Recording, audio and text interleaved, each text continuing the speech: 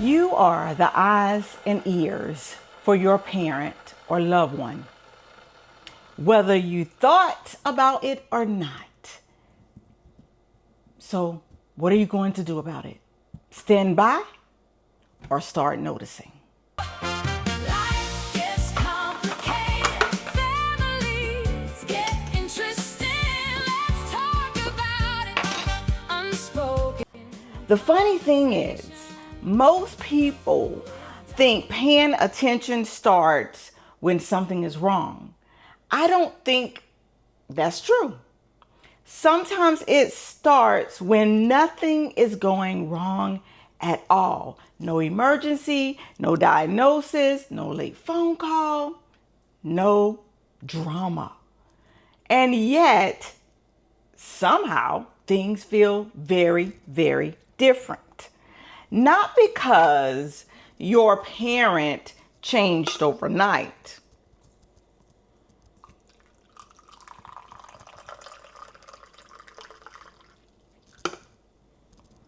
But because you're beginning to pay attention in a way you've never had to pay attention before. You start saying to yourself, am I overthinking it? Maybe it's nothing. Maybe they're just tired. Maybe they've always done it that way. Maybe I'm making a bigger deal out of this than it needs to be. So you just let it go until you notice something else. And then something else. And before long, you realize it wasn't one thing that got your attention. It was a collection of things. Can we be honest? Before she gets over here and continue to soften things up for y'all, I want to say this. Some of y'all noticed 6 months ago. You just hadn't admitted it yet. You noticed it. You saw it. You filed it away way back in your memory. And now every time you visit, you come to do a silent investigation. Nobody knows you're doing it. Nobody.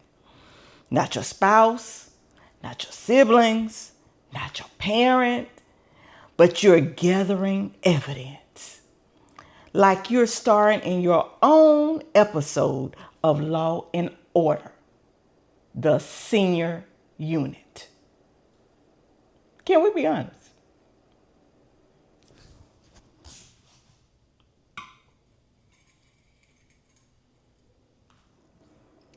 If we haven't met before, I'm Dr. Joy. I work with older adults and families every single day. And one of the things I've learned is that most people think paying attention starts when something is wrong. I don't think so. I think they start noticing 10 different things before the one big thing. Like we notice doctor's appointments, a new specialist, less energy than before, a change in routine, a repeated story, medication you've never seen before. By themselves, none of those things necessarily mean anything, but together they get your attention. And once they get your attention, you start seeing things through a different lens. Let's talk about medication for a minute. Can we be honest? Some of us know more about our Amazon subscription than we know about our own parents' medication. I said what I said. We know when the dog gets groomed. We know when the Netflix drafts from our account. We know when our package is arriving. But ask us what medication our mom takes for her blood pressure. Suddenly, we looking all around like somebody else should know. Meanwhile, if there's an emergency tomorrow, guess who's going to get the phone call? You. What you going to do? It won't be Amazon. It's going to be you. Because medication is one of the easiest ways to begin paying attention to what's going on with your parent or your loved one. Not because you're trying to manage their life, not because you're trying to take over their life, but because medication, it can tell you a lot. For an example, if you walk into your parents' home and you see medication prescription bottles scattered throughout the house, that's something that you would notice. If there are medications in the kitchen, medications in the bathroom, medications on the nightstand, and medications in the purse or pocketbook that doesn't look right, you will notice that. If you see duplicate bottles of medication, that's something that you would notice. If you find expired medication sitting around that should have been thrown away months ago, that's something to notice. And if your parent constantly talks about needing a refill, but never seems to get around to getting the refill, yeah, that's something that we're noticing. Those 10 things. Now, none of those things automatically mean there's a problem, but they are clues. And when you're the eyes and ears for someone you love, all of those clues, they matter. Can we be honest? Some parents act like their medications are classified government information. You know what I'm talking about. You ask one simple question: what's that medication for, Mom? And suddenly you have launched a federal investigation. Why are you asking? What do you mean? Who told you to ask me that? Nobody told me, Mom. I just saw 10 medication bottles on the counter and I got curious. Can we be honest?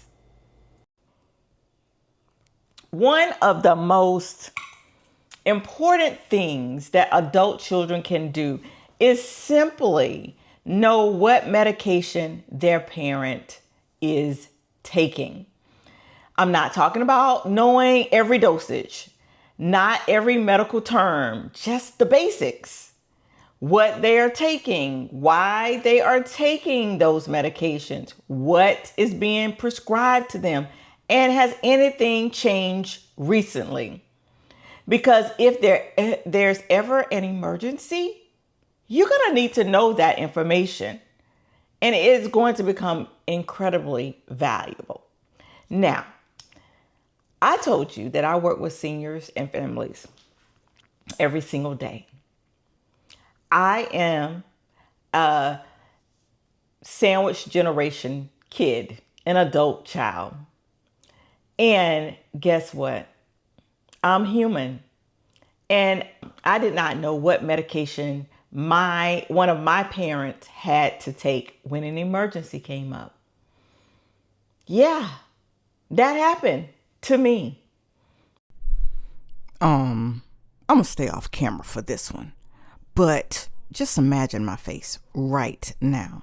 And of course, I'm rolling my eyes. But Dr. Joy, you work with seniors every day, every single day, and you didn't know? Well, I guess she's with all of us now, because this sneaks up on all of us. We assume we know, we think we know, we tell ourselves we'll ask later, then later shows up, we're in an ambulance and a whole lot of questions. And suddenly, nobody knows anything. And it's okay, because when it happens, and if the opportunity presents itself, that's when you can correct it. And I did. I was like, hey, I need to know the medication you take. What is the name of this medication? Why do you take this medication? I need to know just in case an emergency comes up again. And guess what? My parent gave me that information with no problem, because it wasn't as if I was looking for a problem. They knew at that point the reason I was asking is because they're getting older and I need to know this information. So whenever there is an emergency, I will be able to help and not have to assume or think it may be this, but it may be that. I've seen also situations where families had no idea, like I did this time. I've also seen situations where one simple conversation revealed that a medication had to be changed, or dosage had to be changed, or a doctor had to be added, and nobody knew anything about it. Sometimes the issue isn't memory. Sometimes it's confusion. Sometimes it's misunderstanding instructions. Sometimes it's having multiple doctors and they are prescribing multiple types of medication, not knowing who is taking what. And then sometimes it could be just very overwhelming. But let's be honest. Managing multiple medications can be challenging at any age. So what can you do without becoming overbearing to your parent or your loved one? What can you do? Well, you can start the conversation. You can ask questions. Can you tell me what medication you're taking and what is it for? Did the doctor recently change anything that is concerning your medication? Do you keep a medication list? Would it be helpful if we put all this information in one place? You'll be so surprised how appreciative your parent will be, because you are asking for this information and asking to help respectfully. And that's what happened to me. I asked for the information. I was not overbearing about what I was asking. The information was given to me, and now I got it locked and stored in the phone. So if anything happens again, and I have to be the one to rush out and figure it out with my parent, I can tell them immediately what it is. Also, like I said, you need a medication list. Ask your parent what those medications are. Type it up, print it out, and put it in a safe place in the home. So if an emergency comes up, you can say to whoever is there that's helping, if it's not you, hey, the medication list is in the top drawer to the right. And I guarantee you, everyone will be happy that they have that information, including if it is EMS, so they will know exactly how to handle your parent once they get to the emergency room. Paying attention isn't about being in control. It's about connecting. And when it comes to medications, staying informed today can prevent confusion tomorrow. That's why I always encourage adult children to start paying attention before there's a reason that you have to. And when there's a reason, that is when confusion starts and people get in their feelings. Can we be honest? Half the reason we don't ask questions is because we're afraid of the answer. Not because we're afraid that something is wrong, but because when we know, we actually know. And then we have to decide what to do with what we know. Sometimes, for us, ignorance is easier until it isn't. Can we be honest?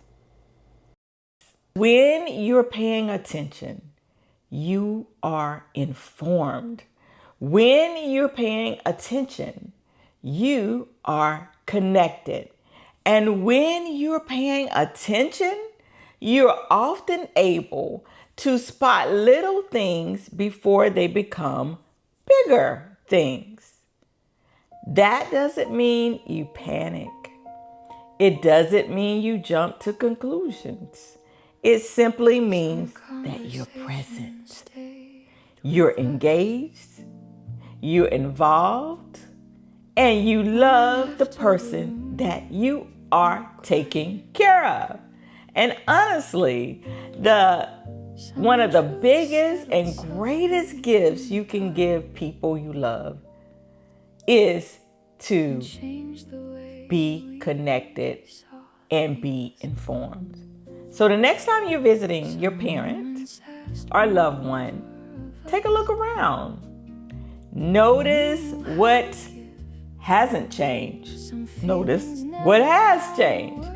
Notice the conversations that you're having. Notice the things that catch your attention.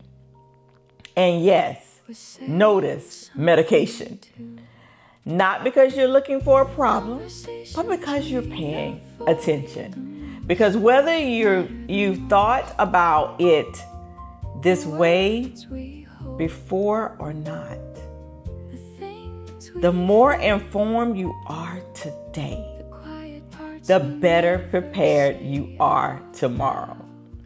And sometimes awareness is the very thing that helps us stay connected. Thank you for joining me for another Unspoken Conversation. See you next time.